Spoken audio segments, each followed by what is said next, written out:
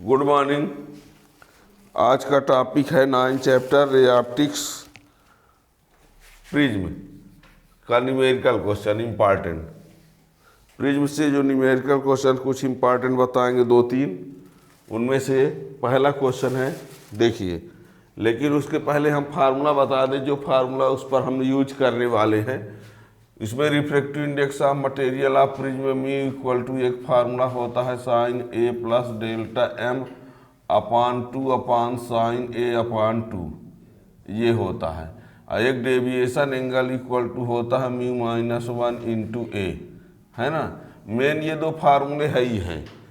यदि प्रिज्म की बात करें तो प्रिज्म में मेन दो फार्मूले ही है, चाहे वो CBSE बोर्ड हो, चाहे MP बोर्ड हो, चाहे कोई भी अदर स्टेट बोर्ड, ठीक है ना। तो इन दो फार्मूलों से, ठीक है ना, खासकर बोर्ड एग्जाम के लिए, कंपटीशन के लिए कुछ और भले पढ़ना पड़े, लेकिन फिलहाल यदि बोर्ड की बात करें तो ये दो मेन फार्मूले। तो इन्हीं से क्वेश्चन है, देखिएगा। क्वेश्चन है, question refractive index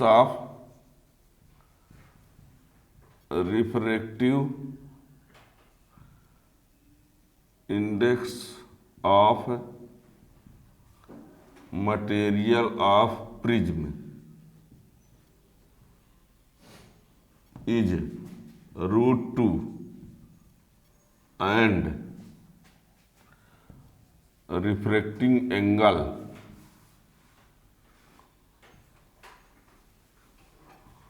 of prism is 60 degree. ये है refractive index of material of prism is √2। जो प्रिज्म है, उस प्रिज्म, देखो, जो प्रिज्म है जिस मटेरियल से बना उसका रिफ्रैक्टिव इंडेक्स √2 है। And refracting angle of prism यानी ए, एंगल ऑफ प्रिज्म बोला जा सकता है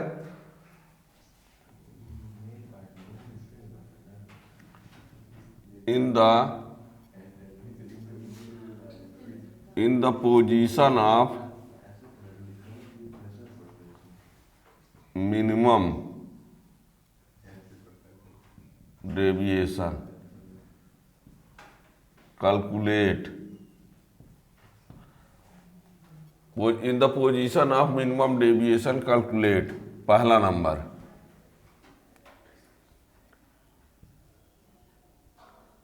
मिनिमम डेविएशन एंगल, दूसरा एंगल ऑफ इंसिडेंस, तीसरा एंगल ऑफ रिफ्रैक्शन, चौथा एंगल ऑफ इमर्जेंस। ये क्वेश्चन ये पूरा है। क्या है? एक प्रिज्म है जिसका रिफ्रैक्टिव इंडेक्स कितना है? √2। प्रिज्म जो है उसका रिफ्रैक्टिव इंडेक्स क्या है? √2 है। एंगल ऑफ प्रिज्म जो है, ए की वैल्यू कितना है? म्यू की वैल्यू है √2, ए की वैल्यू है 60। आपको लाना क्या है? Minimum deviation angle delta m, angle of incidence means i, angle of refraction means r, और angle of emergence means e लाना है। यानी आपको क्या कैलकुलेट करना है? Delta m, angle of incidence यानी आई, एंगल ऑफ रिफ्रैक्शन यानी आर, और इमरजेंस एंगल यानी ई। इतना आपको लाना है, ठीक है ना। तो ये बड़े वाले फार्मूला से हम स्टार्ट करते हैं सलूशन। देखना, mu equal to sine A plus delta M upon 2 upon sine A upon 2। Value रखो, फार्मूला जानते हो, फार्मूला में रखो जो जो पता हो। तो म्यू के जगह पर क्या लिखा जाए? साइन ए की जगह पर क्या लिख दिया जाए? 60 और ये delta M upon 2 upon sign 60/2। समझते चले जाएं, कहीं दिक्कत नहीं जाएगी। ये √2 लिख दिया हमने, 60, ये sign 60 plus delta M upon 2, कोई दिक्कत नहीं। और ये साइन 30 साइन, ठीक है, क्रॉस मल्टीप्लाई कर दो, इधर लिखे दे रहे हैं।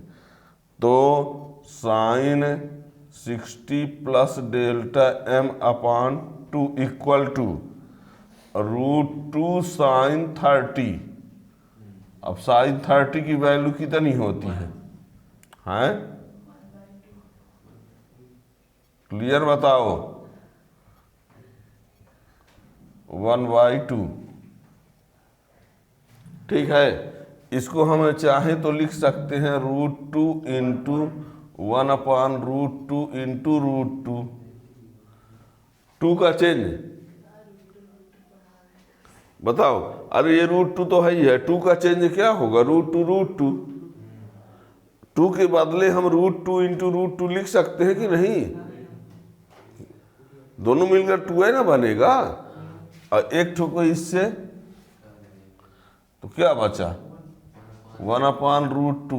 बताओ 1/√2 साइन में किसकी वैल्यू होती है? 1/√2 साइन में 45 होता है।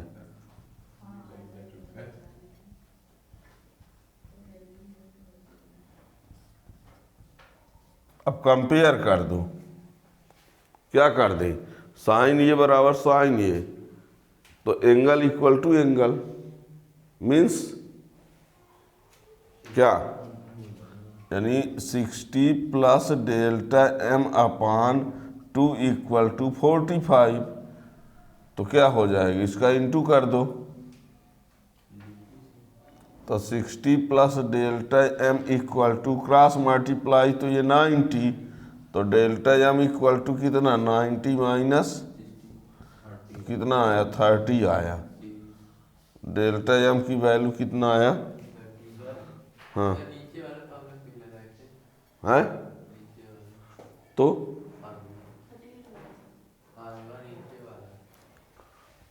उससे क्या है कि हमको कुछ और वैल्यू भी चाहिए ना। अभी इस साइन आप लिखे हैं, तो वहाँ √2 है, √2 की वैल्यू डेसिमल में भी रख सकते थे ना, 1.7। हाँ, तो हमने ये रखा कि इसको आप √2 कर देंगे तो एक ठो कैंसिल हो जाएगा। अच्छा, तो अगर डेसिमल में जो उसकी वैल्यू रखते हैं √2, हाँ, तो उसको क्या है कि फिर आपको ये नहीं समझ पाओगे कि ये 1/√2 आया, क्योंकि हम इसको यदि इस प्रकार वैल्यू रहेगी तो साइन 45 जानते हैं। हाँ, और वैल्यू लाना है तो हमको ये करने पड़ेगा। वैसे यदि आप उसी भर को लाना चाहें तो ला सकते हैं, पर कुछ वैल्यू चेंज आएगी। इसकी वैल्यू चेंज आएगी, कुछ न कुछ।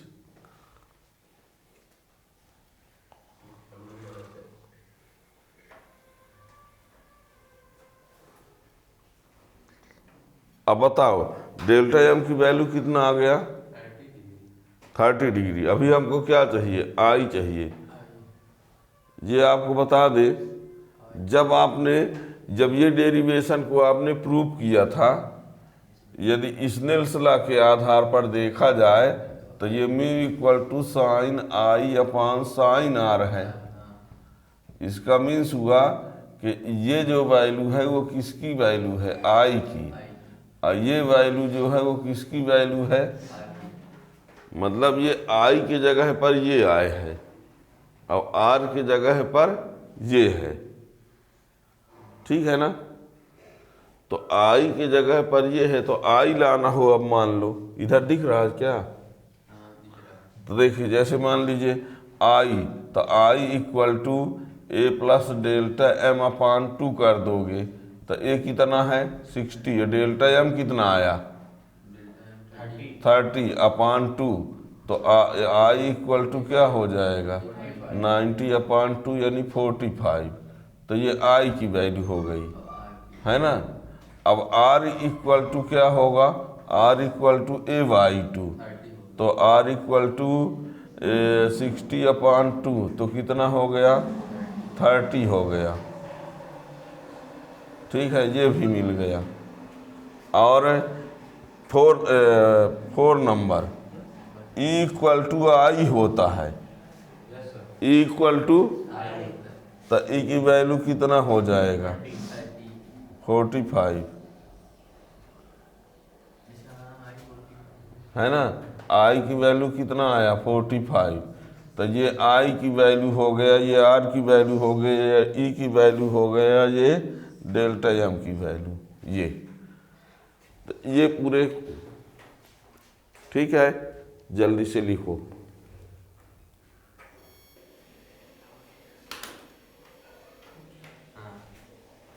तो यहाँ पर यदि आप ये कहेंगे कि ये फार्मूला क्यों नहीं लगा रहे हैं, तो ये जो फार्मूला बना हुआ है वो उस केस में बना हुआ है जब ए की वैल्यू बहुत कम हो।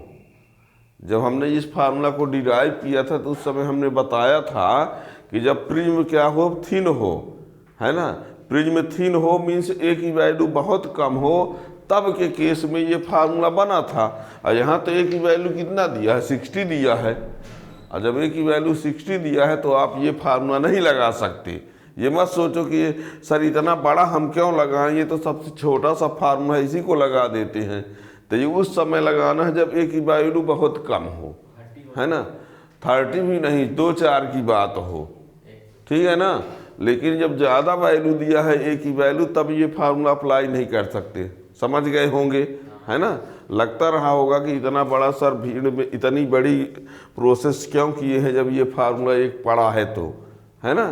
तो ये फार्मूला केवल उस केस में लगाएंगे जब ए की वैल्यू बहुत कम होगी।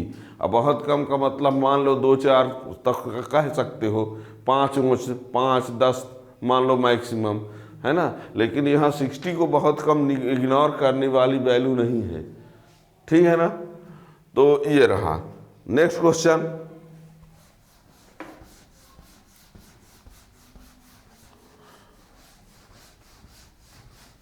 नेक्स्ट क्वेश्चन ये है, एक प्रिज्म है, उस प्रिज्म को हम इमर्ज कर दें वाटर में।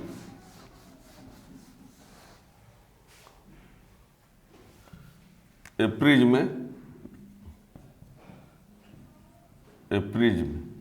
Is emerged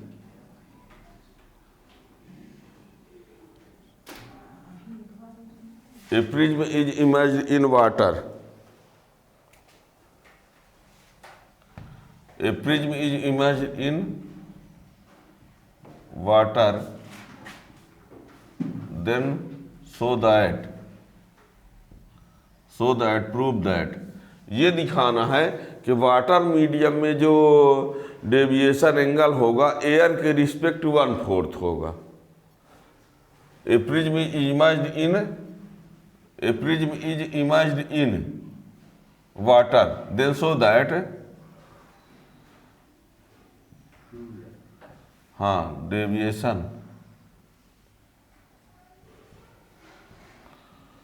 of prism in water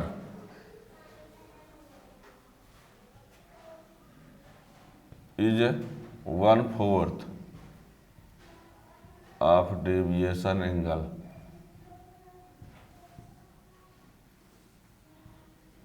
in air medium. ये A prism image in water, then show that deviation angle of prism in water is 1/4 of deviation angle in air medium।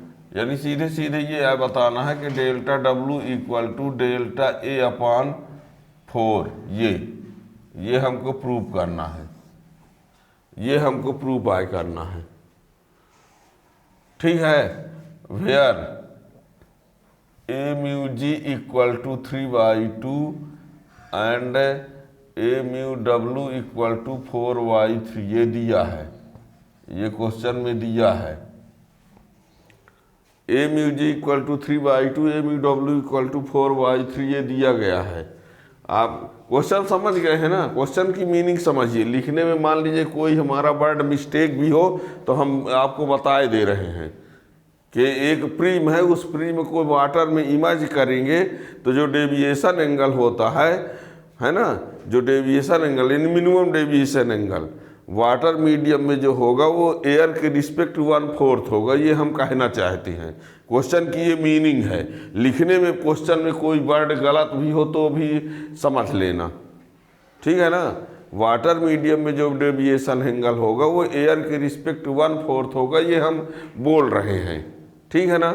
तो देखिए आपको मालूम है solution में, देखिए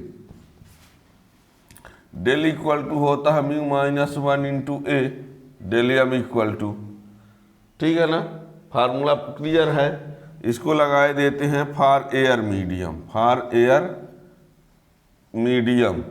तो air medium में मान लो हम इसको डेल एम लिखे देते हैं, तो डेल एम ना लिख करके डेल ए लिखे देते हैं यहाँ पर एयर।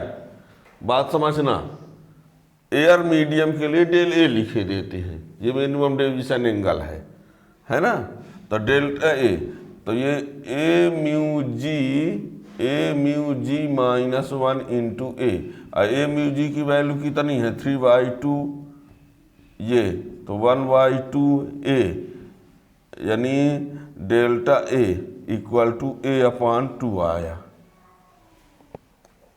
एयर मीडियम में। ये ना कहना ये हम कहाँ चला गया, del M minimum deviation angle है, पर जब हम एयर मीडियम में है तो मिनिमम डेविएशन एंगल को डेल्टा ए कह दिया है हमने, हो जाएगा इतना।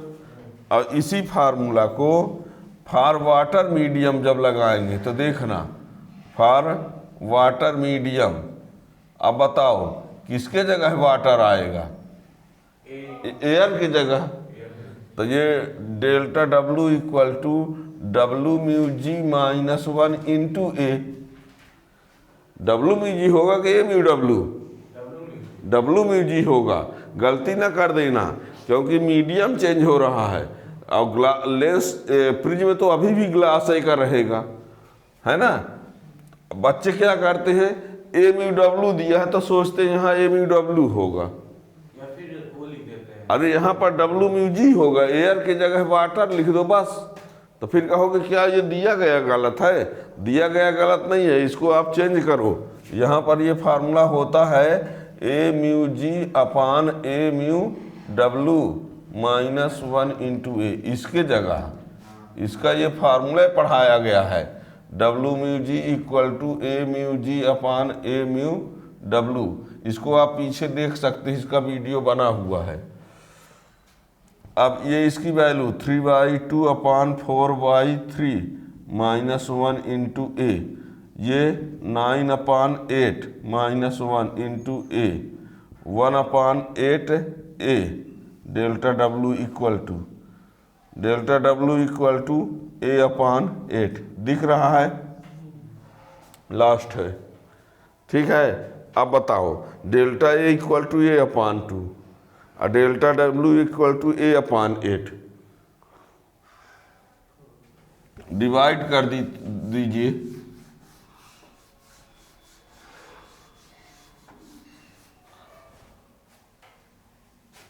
From equation first upon second, delta A upon delta W equal to A/2 A/8, ये इससे कैंसिल, ये 4 ऊपर चला जाएगा। तो delta A upon delta W equal to 4, तो ये delta W equal to delta A upon 4, ये याद रखना, प्रूव्ड। यानी ये कन्फर्म हुआ